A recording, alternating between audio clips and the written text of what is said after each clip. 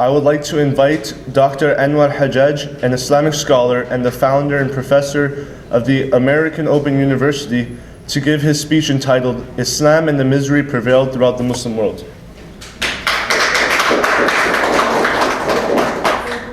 Assalamu alaikum.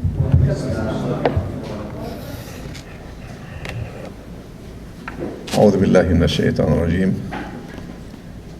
الحمد لله الذي هدانا وما كنا لنهتدي لولا أن هدانا الله، وأشهد أن لا إله إلا الله وحده لا شريك له، وأشهد أن محمدا عبده ورسوله. اللهم صل وسلم وبارك عليه. الحمد لله الذي هدانا وما كنا لنهتدي لولا أن هدانا الله. You know, it's very sad, it's so heartbreaking to listen to what has been happening to the Muslims, not only in Eastern Turkestan, but you look on the map, wherever Muslims do exist, each community has its own story of suffering. I want to be away from talking as a politician, although Islam is integrating everything in the life of the Muslim. But we need to ask ourselves why the Muslims are suffering. You know, in the material life, if you are not feeling well, you go to a physician to check you, and then he will tell you what's wrong with you.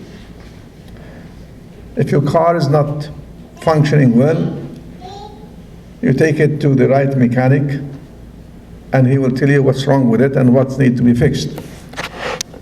So what's wrong with the Muslims? You know, it's easy to find excuses and to blame A or B or C. But we as Muslims who read Al-Quran, we know that on the Day of Judgment, when people are in hell, we ask Allah to not to put us in hell. They are fighting with Satan who took them to hell, and Satan tells them, why you blame me? You have listened to me. I had not forced you to listen to me. So what is wrong with Muslims, whether it's in Eastern Turkestan or in Palestine or Iraq or anywhere? We have to be honest with ourselves and look where we are far away from what Allah asks us to do. I don't think the brothers in Eastern Turkestan are companions of our Rasul sallallahu alayhi wasallam, nor the leaders were our Rasul sallallahu alayhi wasallam. Look into this. In the Battle of Uhud, in the first round of fighting, the Muslims won. Just a few minutes, the Muslims lost. 70 companions were killed. The Prophet, whom Allah sent him as a messenger and a mercy to all the humans, he got wounded. Hamza was assassinated. Now let's just take a moment, whether you are from East Turkestan or you are from any place. Here is an army led by the Prophet, peace be upon him. And he had with him the generation that because of them, you in East Turkestan are Muslims today. Abu Bakr, Omar, Uthman, Ibn Abbas.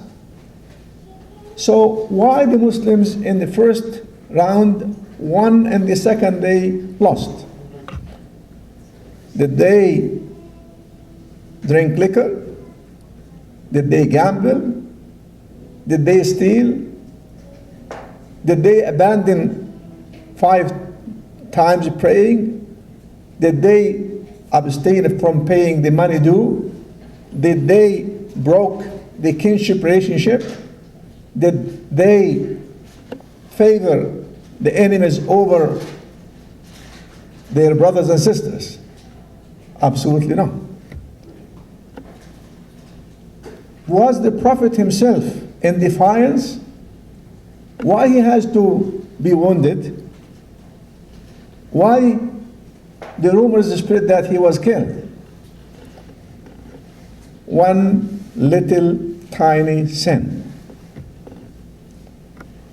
When he gave instructions to the army, he said to the archers, stay in your position, do not leave, even if you see the enemy winning over us, don't leave your positions. Not all of them, they left their positions. Only few of them, they said, we are victorious, why don't we go and take some of the booty? Only few. So ask yourself, if the few did not steal, did not commit adultery, did not kill innocent human beings, did not abandon their 5 daily salah, then why the punishment for everybody? Because Allah told us, وَاتَّقُوا فِتْنَةً لَا تُصِيبَنَّ الَّذِينَ ظَلَمُوا مِنْكُمْ خَاصَّةً. Be aware that you might be punished because of some of you. Those some of you, like when you are in a ship and you make a hole in it and you say, this is my part, I don't care about others, and everybody will be sinking. Everybody will be drowning. So the problem of the Muslim Ummah is, let me read to you what Allah says. أَوَلَمَّا أَصَابَتْكُمْ مُصِيبَةٌ أَصَبْتُمْ مِثْلَيْهَا قُلْتُمْ أَنَّ هَذَا قُلْ هُوَ مِنْ عِنْدِ أَنفُسِكُمْ إِنَّ اللَّهَ عَلَى كُلِّ شَيْءٍ قَدِيرٌ. Those companions, the great companions, among them those who were given the news they will go to paradise, they were punished because of those of you. And those of you, all what they did, they disobeyed. Allah reminds them, in Badr, you killed 70 and you took hostages 70. Double. In Uhud, you lost 70. Then when you say why, the answer, you are the ones who caused this to happen to you. So we as Muslims, as I said, we love to look for excuses. When Allah says, بَلِ الْإِنسَانُ عَلَى نَفْسِهِ بَصِيرًا, you know yourself. You know yourself very well. Why you are looking for someone to blame? This ummah cannot restore its leadership. I always say the suffering of the Muslims is causing the suffering of the other people. The Chinese who are communist, they are communist because of us. They are communists because of, why? Because we don't give them the torch. Islam is the solution. You must believe in this, because Allah said, هُوَ الَّذِي أَرْسَلَ رَسُولَهُ بِالْهُدَى. Everybody who is not a Muslim is living in darknesses. But because of us, they are living in darknesses. So we are living in darknesses and they are living in darknesses. Because if Allah chose this way of life that is perfect in everything, look at people. What they eat is not good for themselves. Yesterday I was listening to a report about tobacco. You know tobacco? Smoking tobacco? I was really shocked to know that the humans are spending $2 trillion every year on smoking. How you are killing yourself and you are burning money. Islam will not allow you to do this. So again, Allah says to us, you want to change? I'm giving you the solution. You go to the doctor, he says to you, you have high blood pressure. So I'm going to give you medication. Either you throw it or you take it. The mechanic tells you your car needs transmission. Either you fix it or you are going to throw it away. Allah says to us in Surah Al-Ra'd, إِنَّ اللَّهَ لَا يُغَيِّرُ مَا بِقَوْمٍ حَتَّى يُغَيِّرُ مَا بِأَنفُسِهِمْ. You don't have a service for your phone. When you pay money, I'll give you a service. If you don't pay money, I'm not going to give you a service. Allah says, if you don't change, I'm not going to change. I will let you suffer. Whether you are in Turkistan, or Palestine, or Iraq, or Syria, or Myanmar, or Kashmir, anywhere, unless you come back to me and you reconcile with me, then look at the end of it. وَإِذَا أَصَابَ اللَّهُ بِقَوْمٍ سُوءٍ, like the Sue of communist China for 60 years, the same with Palestinians. فَلَا مَرَدَّ لَهُ وَمَا لَهُمْ مِن دُونِهِ مِنْ وَالٍ. If Allah will not help you, believe me, not the United Nations, not the Security Council, not the Muslim League, not the whole international community can help you unless you go back to Allah and you say to Him, I did sin, I'm going to change, then Allah will help you. And that's why He gave you a formula. In tansurullaha yansurkum. Very easy. You don't need to go through United Nations, you don't need to, because none of these are going to do anything for you. Because they cannot, how are you going to help you when they cannot help themselves? They are living in suffering. So someone like a blind is going to a blind and say, help me. A blind cannot help a blind. So Allah says to you, it's very easy, very simple. You change, I will change. You don't change, I'm not going to change. In tansurullaha yansurkum wa yuthabbit aqdamakum. If not, then are you looking for a piece of land? Well, Allah says, Innal arda lillah. Listen to this. Innal arda lillah. Then what is next? The land belongs to Him.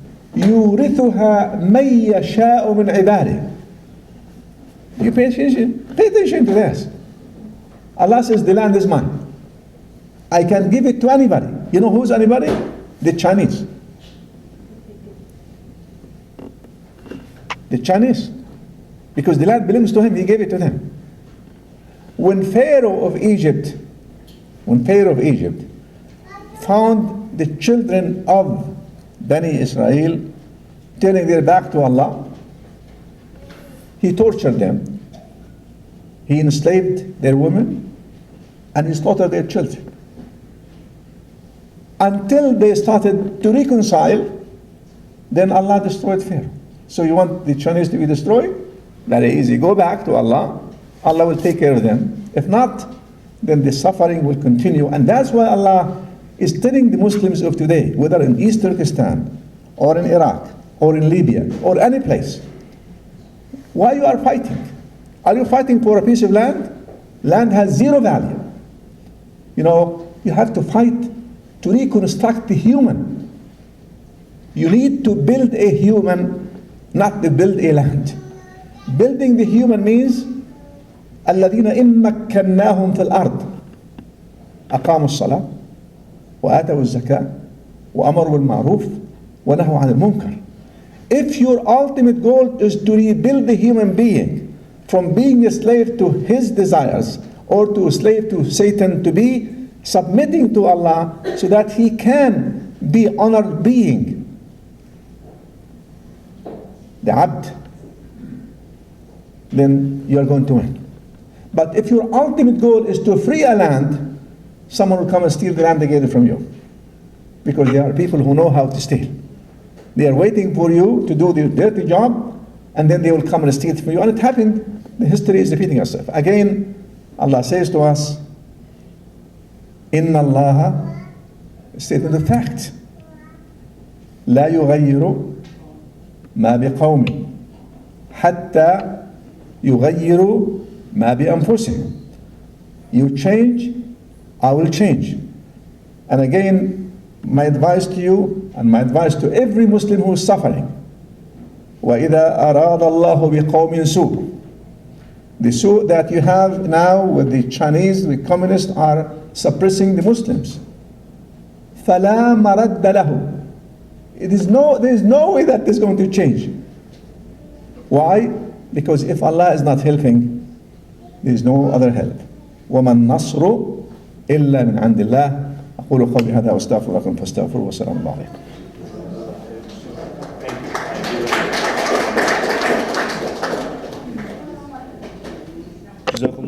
Jazakumullah khair, Dr. Hajjaj, for the insightful speech.